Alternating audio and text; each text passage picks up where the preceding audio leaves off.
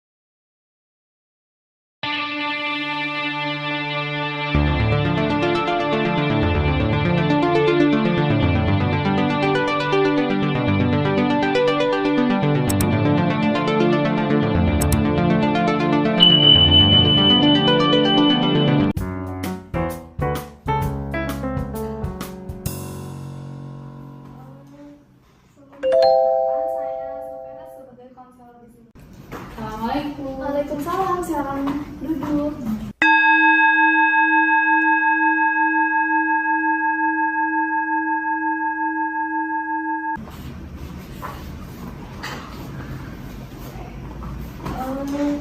Sebelumnya perkenalkan, saya Sofera sebagai konselor di sini.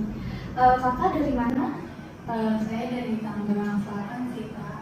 Tangerang Selatan, sebelah mana ya, Kak? Dekat Pamulang Square. Pamulang Square. Tadi kakak kesini naik apa? Naik motor. Naik motor sendiri, diantar atau bagaimana? Sendiri. Oh, sendiri. Tadi jalan ke sini ada 1 jam. Ada sih, soalnya tadi juga macet kan. Iya, emang sempet kayaknya emang macet ya. Sebelumnya kakak boleh perkenalkan diri, asal atau aktivitas kakak?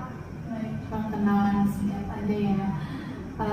Saya biasa dipanggil Resti, dan saat ini saya sedang menempuh pendidikan di Universitas Indonesia sebagai mahasiswa. Insya Allah Universitas Indonesia. Oke, berarti saya panggil Kak Resti ya. Iya, Kak Resti berarti sekarang mahasiswi di UI ini semester berapa? semester 4. Semester 4, udah pertengahan semester lah ya. Kakak di UI yang jurusan apa? Jurusan Teknik Informatika. IT ya? Iya, betul. Teknik Informatika. Kak Resti selain sebagai mahasiswa di UI, ada aktivitas di luar atau organisasi kampus atau apa?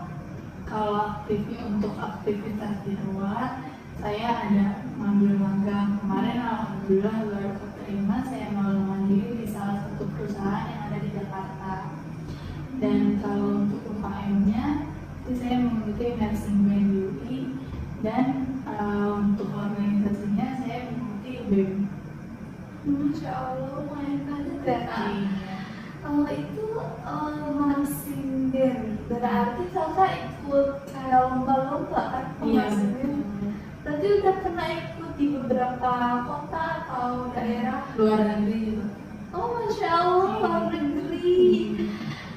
Ya, berarti Kak Resti selain pada di kampus, berarti Kak Resti ini pulang pergi ke kampus? Iya, pulang pergi. Naik apa, Kak?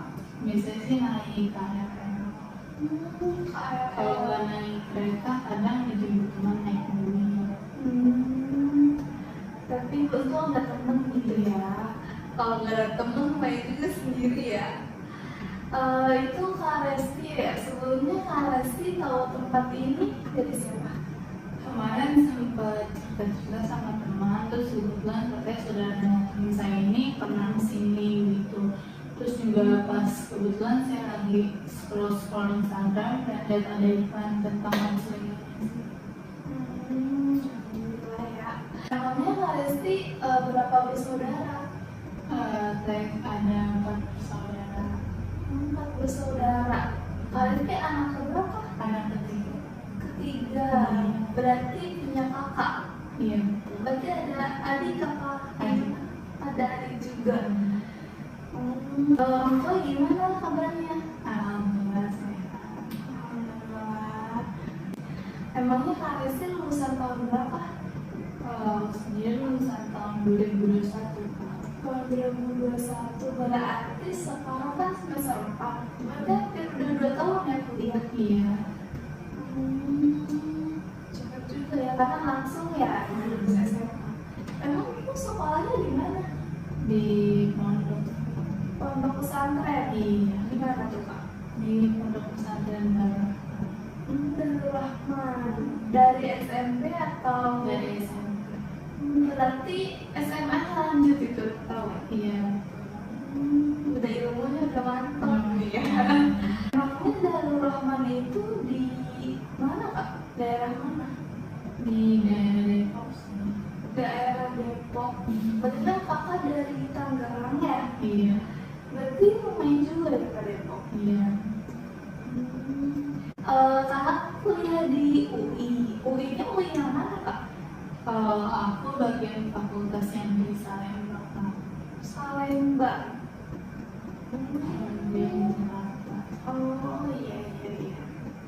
Oke, sebelumnya Kakak ini pernah mengikuti konseling? Kena sih. Jadi belum pernah mengikuti sama sekali. Iya. Di sekolah juga karena pondok pesantren ya. Iya. Jadi nggak ada kayak konseling kelompok atau individu itu nggak ada. Iya.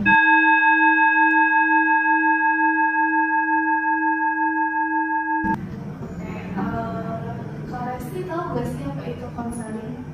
Taunya hanya sekedar sama-sama sih. Kalau secara mendetailnya belum tahu. Di sini saya bantu jelaskan ya Kak apa itu konseling. Jadi konseling ini hubungan antara konselor dan konseli. Nah di sini Kak Resti sebagai konseli dan saya sebagai konselor. Jadi diadakannya pertemuan konseli ini agar kita bisa memecahkan masalah yang sedang dihadapi atau problem yang sedang dihadapi gitu. Dan maka jangan khawatir, jadi konseling ini bersifat rahasia. Jadi kita di sini mempunyai beberapa asas. Yang pertama ini ada asas kerahasiaan, yang kedua ada asas kesukarelaan, dan yang ketiga ini ada asas keterbukaan. Nah, Kakak tahu nggak sih sebelumnya asas-asas ini? Tahu sih. Oh ya, karena kan sebelumnya belum tahu ya apa itu konseling. Nah, jadi yang pertama itu asas kerahasiaan. Nah, asas kerahasiaan ini dimana kita sebagai konseling ini kita nggak akan memberitahu siapapun tentang konseling kakak ini, tentang cerita-cerita kakak ke siapapun, entah itu keluarga kakak atau teman, kerabat siapapun yang menanyakan kepada kita gitu. Dan yang kedua ini kesukarelaan. Kesukarelaan ini dimana kakak tanpa ada keterpaksaan, tanpa ada dorongan dari pihak luar. Jadi ini kemauan kakak sendiri kan ke sini. Iya. Nah, yang ketiga ini ada asas keterbukaan. Dan di mana diharapkan kakak ini selama konseling ini lebih terbuka agar kita bisa membantu lebih baik lagi gitu. Nah, dan paling lama waktunya ini kita cuma sampai 45 menit. Jadi jika nanti masih ada disampaikan atau belum tercukupi, kita bisa ketemu di pertemuan selanjutnya gitu. Apa ada yang ditanyakan atau kurang paham? Cukup sih. Oke. Sekarang kita langsung aja ya Kak. Jadi di sini apa nih yang akan kita bahas yang akan ceritakan? Jadi gini sih. Panggilnya kakak aja kali ya. Iya. Jadi gini sih Kak.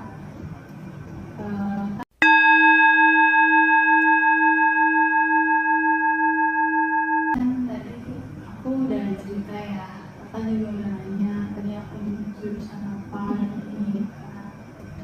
Sebelumnya tuh emang itu kan kemauan aku kan, emang aku ada passion terus juga kemauan aku, dan alhamdulillahnya waktu pas pengumuman SNMPTN tuh aku kepilih jadi siswa eligible, dan alhamdulillahnya juga aku kepilih dalam salah satu universitas negeri Indonesia. jurusannya juga jurusan yang mau aku passion aku gitu kan. Nah tapi ada satu masalah di sini Kak, yang mana masalahnya itu ada di kedua orang tua aku dan keluarga aku. Kedua orang tua aku ini, ayahku ini seorang pengusaha. Dia ini pengen aku yang nerusin usahanya, sementara passion aku tuh di situ gitu. Passion aku ya IT gitu, teknik informatika. Dan dari dulu juga aku digituin terus, kayak dibanding-bandingin, terus harus nurutin sesuai kemauan dia gitu. Istilahnya egois gitu, padahal aku juga punya kemauan aku sendiri gitu. Dia tuh kayak nggak pernah dengerin apa pendapat aku, apa yang aku mau gitu. Dia tuh selalu jadiin aku tuh boneka dia gitu, yang mana harus nurutin kemauan dia semua gitu. Dan kali ini mana udah di pertengahan semester tadi, dan dia tuh mereka tuh masih menjatuhin aku gitu. Entah itu kakak aku, saudara-saudara aku, ngapain sih ngambil IT, nggak guna gini-gini. Padahal kan di Indonesia sekarang juga butuh nih Kak, banyak tenaga IT juga di perusahaan lain gitu. Tapi tuh mereka nggak mau ngerti gitu. Yang ada tuh setiap aku sarapan pagi itu aku selalu banding-bandingin, yang ini udah sukses, dia jadi pengusaha ini gitu. Kan nggak semua anak IT juga gagal gitu. Ada juga ya karena usaha dia berhasil gitu. Mereka tuh nggak mau lihat gitu usaha aku gimana gitu, cuma bisa ngomong gitu. Dan sementara aku kan di IT ini nggak gampang gitu, banyak tugas-tugas yang harus aku selesaiin, ditambah nih itu tugasnya nggak 1-2 gitu, dan setiap waktu pasti ada tugas, dan tugas itu nggak gampang gitu, coding gitu segala macam. Itu tuh buat fokus aku tuh kebagi gitu, sudah terbebani sama tugas-tugas aku, juga terbebani sama pengalaman mereka yang tiap hari tuh ada aja gitu yang masuk kuping gitu.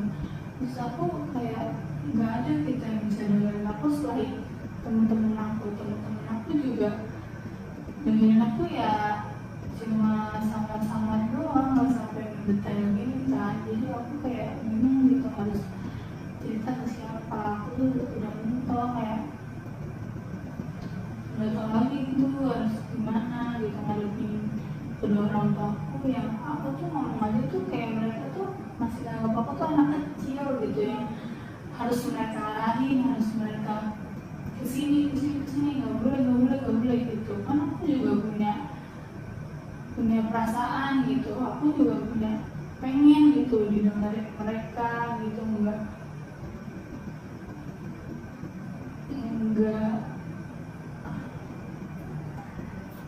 yang enggak, bukan cuma jadi boneka juga gitu buat mereka. Ya aku tuh bingung gitu Kak sebenarnya. Makanya aku datang ke sini dengan tujuan mungkin bisa nyelesain masalah aku gitu, apa gimana kan. Oke.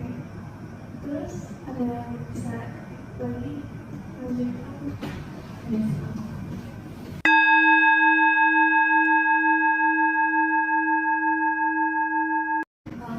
Jadi kamu tadi merasa kecewa ya, merasa terbebani dengan perilaku orang tua kamu. Oke, tadi kamu mengatakan bahwa pekerjaan pertama ini kamu merasa orang tua kamu tidak mendukung di pilihan kamu sendiri. Dan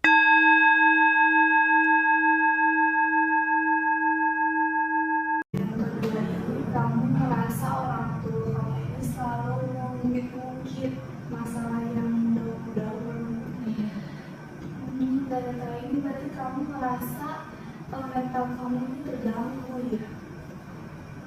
Kayak tadi kamu mengatakan bahwa kamu ini merasa mental kamu sangat terganggu karena kamu selalu memendam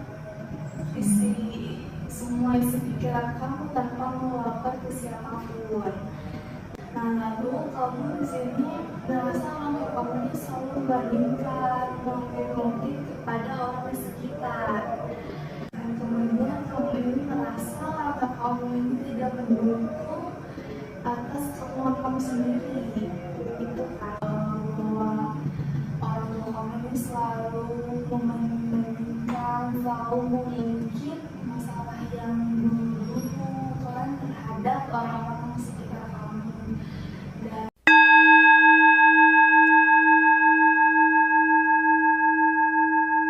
dari situ pun orang tua kamu kurang mendukung atas kemauan kamu sendiri. Nah, dan akibatnya ini kamu merasa mental kamu sangat terganggu karena kamu sangat terbebani. Oke, memangnya apa penyebab orang tua kamu sehingga kurang mendukung atas kemauan kamu atau pilihan kamu sendiri? Saya sendiri juga nggak tahu sih Kak, apa sikap mereka tuh sampai egois itu terhadap saya. Cuma yang saya lihat mereka tuh berpikiran bahwa kesuksesan terletak di situ saja dan tidak di tempat lain, sehingga menjadikan mereka tuh egois terhadap pilihan mereka sendiri. Mungkin entah itu didikan dari orang tua mereka atau gimana yang menjadikan mereka seperti itu. Oke, berarti kamu merasa kesal ya, ada sedikit merasa kecewa atas perlakuan orang tua kamu. Baik. Nah, dan kamu pasti merasa sedih kan karena kamu ini merasa selalu beda-bedakan. Oke, baik. Jadi inti dari pembahasan hari ini, kamu ini mental kamu sangat terganggu karena akibat dari orang tua kamu yang selalu mengungkit masalah yang dahulu dan selalu membandingkan, dan atas pilihan atau kemauan kamu yang orang tua ini kurang mendukung. Ya. Oke, mungkin yang kita bahas hari ini cukup sampai sini saja. Nanti kita bahas di pertemuan selanjutnya karena sudah melewati batas waktu ya Kak. Oke. Baik, terima kasih Kak atas pendengarannya hari ini.